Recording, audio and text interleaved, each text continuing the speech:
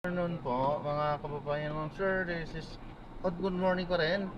This is Jam, the Filipino channel ng inyong pong lingkod. So today is June 17, 2026. At tayo ngayon ay papunta dyan sa may Aksa, Binondo. Sa may Quintin Paredes Road po yan, Barangay 288, Binondo, Manila. At dadalhin ko natin sa may Partas Bus Terminal sa may Pasay po yan, Barangay 149 Pasay, may Aurora Boulevard. Okay, so magbabalik po tayo mamayang ati po pag nakuha na po natin sila. Disclaimer lamang po ang content po natin ng kalsada at hindi ang passenger. Kaya nga naman, sakasakali man po na may marinig kayo mga pangalan ng lugar, pangalan ng tao, pangalan ng organization sa government o private man yan, ay wala pong kinalaman ng channel nito at wala pong pinapatungkulan. Lahat po ng pinag-uusapan dito ay pawang dito lamang po yan sa loob at wala pong pinapatungkulan sa labas. Magbabalik po tayo mamaya po pag nakuha na po natin.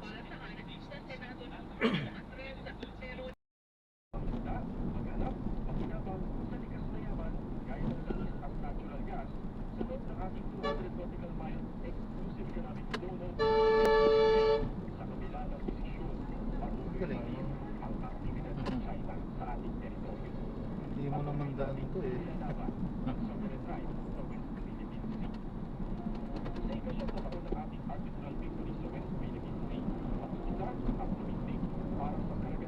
Continue straight in this traffic light.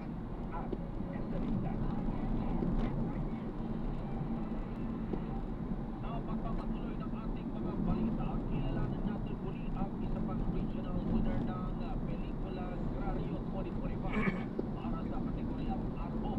Tampok ang kanilang pelikulang dalawang Kristas Demo na sumasalamin sa buhay, tagumpay at pagkakaisa ng mga benepisyaryo ng reformang agraryo kasama si Radyoman Delmar Acol.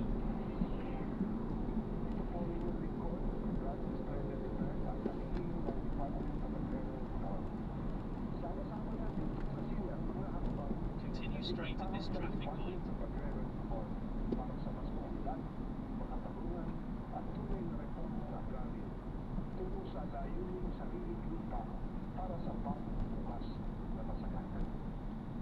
Ngayon mga kasama, nabibigyan pugit po natin muli ang mga makatulungang kwento mula naman sa kanayunan. Ang sa pelikula Grario 2025, yung record ito ng data, ating pumakasama sa mga continue for 700 meters, then keep left and full consequences will be. Para naman sa kategoryang Abayan Reform Beneficiary Organization, ito po yung Arbo sa madaling salita.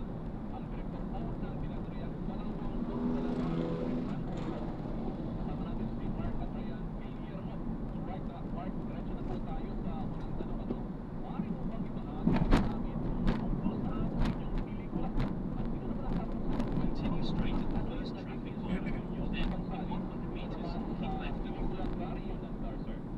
Ang dalawang presente mo ay kwento ng isang operatiba ng mga magsasaka sa Sulan, Cagayan, sa West Paco, na nawalan ng kanilang sarili na sakayan po.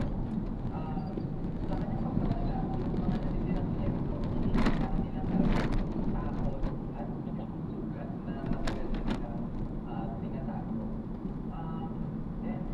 In 80 meters, keep left and full consequences will be. Mananatili ba sila or ipagpapatuloy ang kanilang actividad or magkakanya-kanya na sila ng Continue for 1 kilometer, then turn right off the ramp. Ito ng mga taong naiwan at pilit unawa paano magpapatuloy kapag ang dating tahanan ay unti-unti nang nagkakawala-wala. Ang tanong sa aming kwento ay sa West Paco, or Solana West Farmers Cooperative, isang kooperatiba ng mga magsasaka sa Solana, Cagayan. And syempre, Anong balita dyan? kaano na si chairman, sabi kooperatiba at 12 na ng pioneer ng West Paco. Saan ka galing?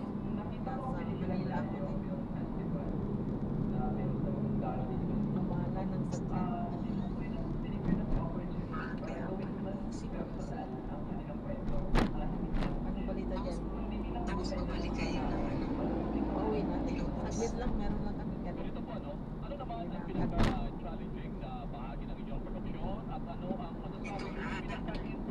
Kahapon.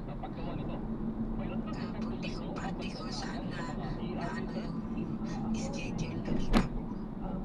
Alam mo, binigay ko, 7. Binigay lang sa akin, 3. Dadalawa na nga lang kayo. Pangatlo si Pao. Ay, madam, mainit ang ulo ko talaga na kanina umaga, tinig ko si Dwayne. Sabi ko, nagbigay ako ng availability, 27 days ang inano ko, 3 lang.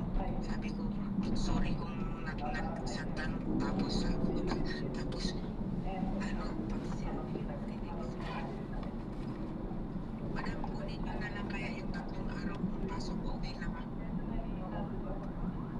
Sinabi ko, tapos, ayun, tapos daw, tumawag si Lola, nagagalit daw, bakit daw ako nagtatanong ng schedule. Nahuhuli sila sa ano na sila ang gumagawa ng schedule eh. Sabi niya sa akin, hindi naman ako nag-ano na si Lola ng schedule. Bang kanina, nagagalit na si Lola, bakit daw yung schedule nagtatanong. Tapos, tapos yung si ano yung Linda. Akala ko, sabi ko, akala ko, nilit. Inaplayan lang dito yung nights yung kay Maria. Bakit nagkuha na rin siya ng evening, madam? May evening na din siya. Bakit dapat ako ang naka-schedule dyan? Mas seniority dito sa system, di ba ako? Isa sa kanya. Ba't mas may priority niya pa yun? Sabi ko, nag-schedule talaga ako. Huwag nyo na lang yung schedule kung 3, okay lang. Eh bakit nung wala pa yung trabaho, binibigay din.